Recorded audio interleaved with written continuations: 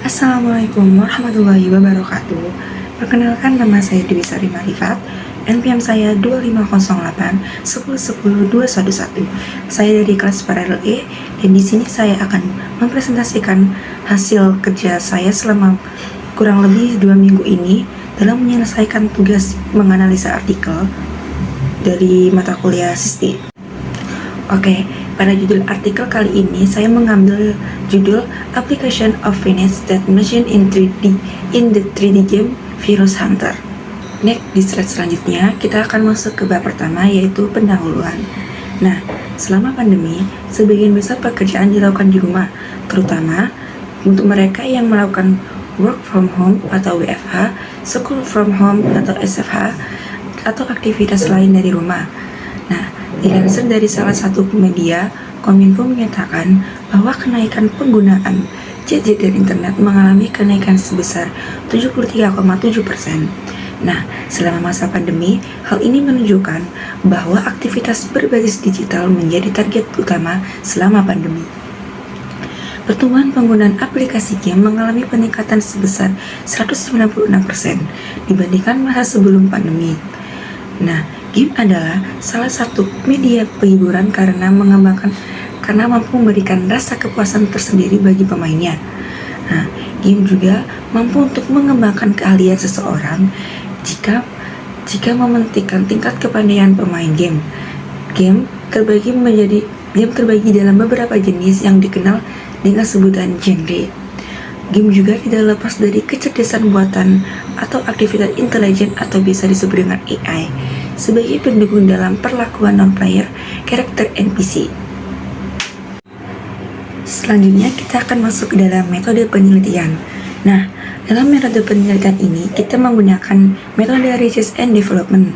Metode penelitian dan pengembangan merupakan metode penelitian yang digunakan untuk menghasilkan produk tertentu.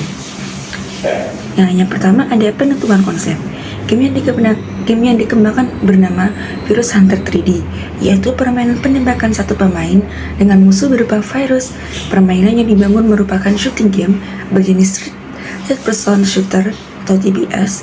Game yang dibuat menggunakan metode FSM untuk merancang perilaku karakter non-pemain NPC menggunakan kecerdasan artifisial. Berdasarkan interaksi yang dilakukan permainan, virus-virus yang telah dihadapi sang pemain akan terdaftar ke dalam arsip game. Game akan berakhir pada saat pemain telah mengumpulkan semua barang dan membawanya ke rumah sakit.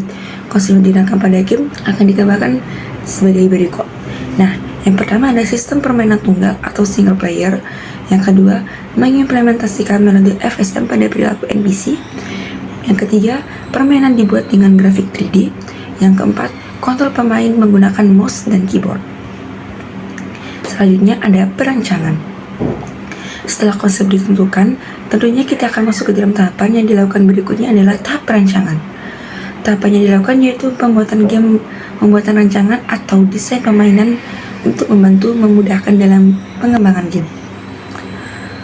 Selanjutnya kita akan masuk ke dalam perancangan finite state machine musuh. Perancangan metode FSM pada musuh dibuat untuk mendefinisikan tiap keadaan pada NPC. Perancangan ini dibuat untuk mengetahui respon yang diberikan musuh terhadap interaksi pemain. Variabel yang mempengaruhi perubahan pada perilaku NPC yakni idle, mengejar, dan menyerang.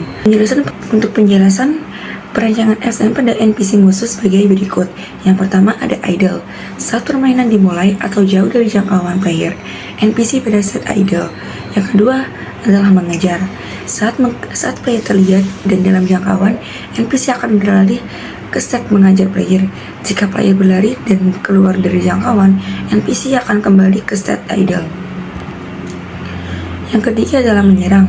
Saat NPC mengejar player dan atau berada dalam jangkauan menyerang, NPC akan balik ke state menyerang player yang berada dalam jangkauan serang. Apabila player beralih keluar jangkauan serang, NPC akan beralih ke state pengejar. Apabila player terlihat, NPC akan kembali pada state idle. Yang keempat, mati. NPC akan mati apabila darahnya sudah habis. NPC akan mati jika darahnya habis ketika berada di set idle. NPC akan mati apabila darahnya habis ketika mengejar pemain. NPC akan mati jika darahnya habis ketika sedang menyerang pemain. Nah, selanjutnya ada perancangan Final State Machine Player. Di sini ada gambaran contoh perancangan FSM pada player. Nah, rancangan FSM yang diterapkan pada player ditampilkan pada gambar di atas. Penjelasan perancangan FSM pada player sebagai berikut. Yang pertama, diam. Posisi awal pemain saat permainan dimulai atau karakter digerakkan berada pada set diam. Yang kedua, berjalan. Saat pemain terlihat dan dalam jangkauan, NPC akan beralih ke stat mengejar player. Jika player berlari dan keluar dari jangkauan, NPC akan kembali ke stat idle jika darah player adalah 0. Player akan beralih ke stat mati. Yang ketiga, menembak. Saat player menekan klik kiri pada mouse, player akan beralih ke stat menembak. Jika player melepaskan tekanan dari klik kiri mouse, player akan beralih ke stat diam. Yang keempat, ambil item. Saat player berada pada stat berjalan dan melewati item yang terdapat dalam permainan, player akan beralih ke stat ambil item. Jika item telah terambil, player akan beralih kembali ke stat berjalan. Yang kelima, mati. Player akan mati apabila darahnya sudah habis. Player akan mati jika darahnya habis ketika berada di stat diam. Player akan mati apabila darahnya habis ketika sedang menembak. Player akan mati jika darahnya habis ketika sedang berjalan. Apabila player pada stat mati, player akan beralih ke stat game over untuk mengakhiri permainan. Selanjutnya adalah storyboard. Storyboard adalah sketsa gambar yang disusun secara berurutan sesuai dengan naskah. Storyboard yang dibuat merupakan ilustrasi dari game Virus Hunter. Nah, ini adalah gambaran contoh dari storyboard. Yang pertama, setelah pemain membuka aplikasi, pemain akan memasuki tampilan menu utama. Yang kedua, ketika pemain memilih tombol play, pemain akan diarahkan ke dalam tampilan permainan. Yang ketiga, pemain harus mengumpul banyak barang untuk dibawa ke tempat tujuan. Yang keempat, pemain harus mengalahkan virus yang menghalangi pemain dalam mengumpulkan barang. Yang kelima, ketika baru satu terkumpul, pemain harus membawanya ke tempat tujuan.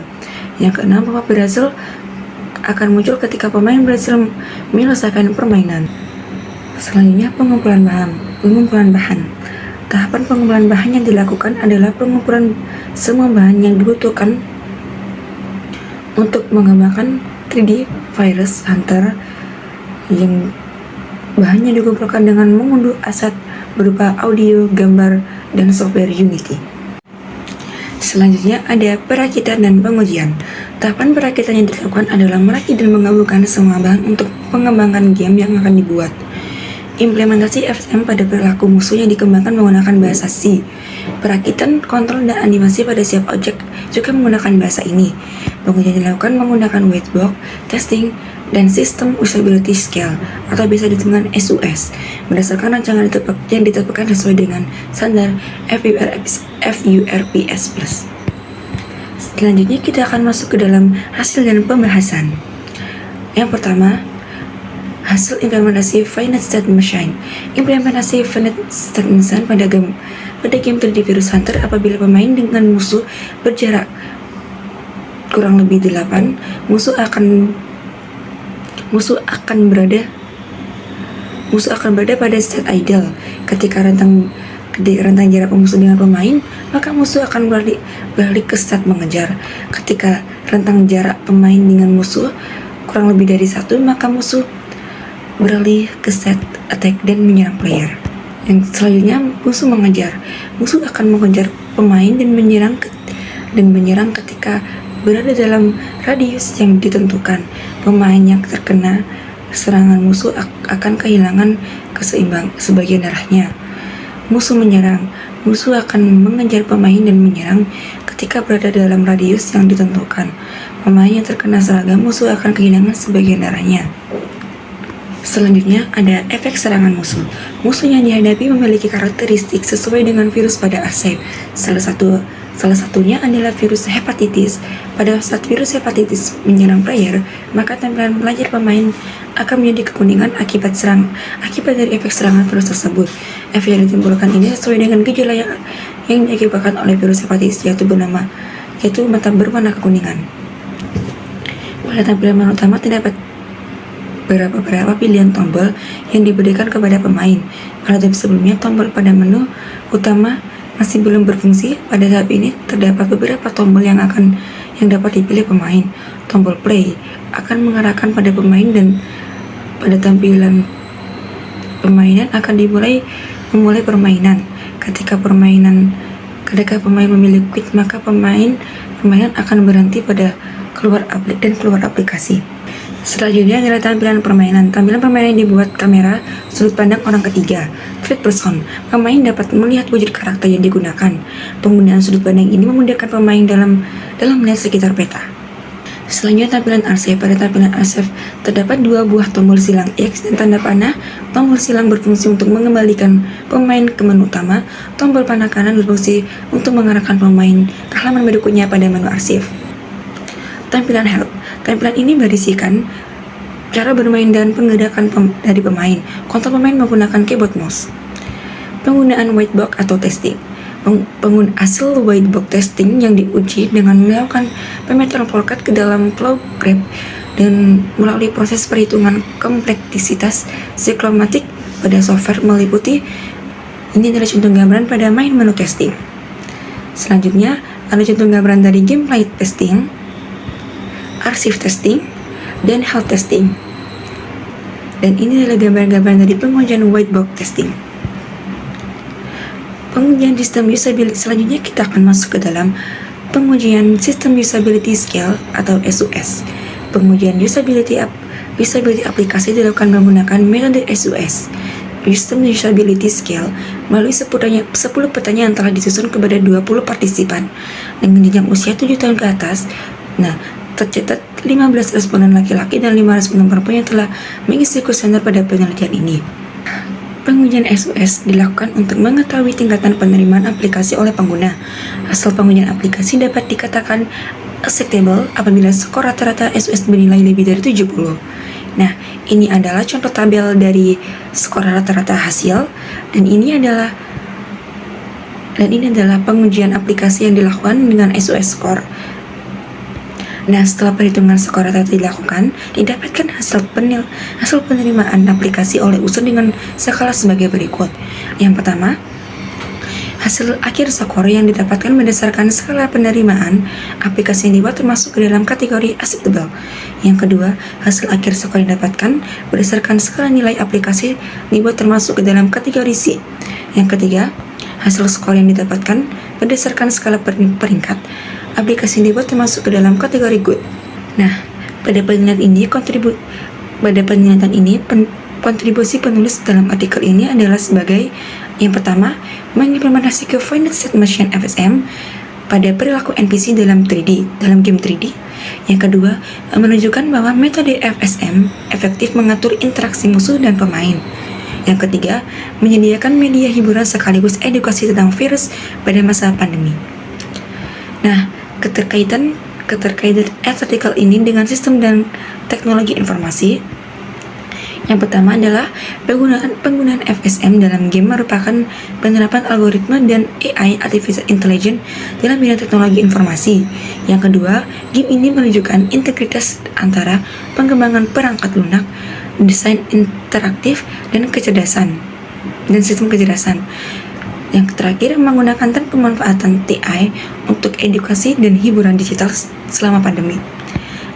Kesimpulannya, berdasarkan pada penelitian yang telah dilakukan, yaitu tentang penerapan Finite State Machine pada game 3D Virus Hunter, terdapat beberapa hasil kesimpulan yang didapat sebagai berikut. Yang pertama, hasil implementasi FSM pada NPC musuh telah berhasil dan dapat berjalan sesuai dengan yang diinginkan. Yang kedua, penguji aplikasi pada 20 responden menunjukkan hasil akhir rata-rata 75,87, di mana skor tersebut termasuk dalam kategori yang layak untuk digunakan. Yang ketiga, fungsionalitas aplikasi Forest Hunter berjalan dengan baik. Hal ini dibuktikan dengan pengujian white box testing yang diuji pada setiap fungsi pada aplikasi. Adapun saran yang diberikan untuk mengembangkan aplikasi yang telah dibuat adalah sebagai berikut. Pemberian tingkatan kesulitan agar menjadikan pemain yang menjadi lebih tangguh, yang lebih menantang. Yang kedua, penambahan level pada pemain untuk memberikan variasi dari permainan. Yang ketiga, menambahkan ragam jenis NPC musuh yang sesuai dengan karakteristik virus sehingga pemain menjadi lebih menarik dan edukatif. Nah, yang terakhir ada daftar pustaka. Akhirnya kita masuk kitab terakhir. Terima kasih dan mohon maaf jika ada salah kata. Kurang lebihnya saya mohon maaf. Wassalamualaikum warahmatullahi wabarakatuh.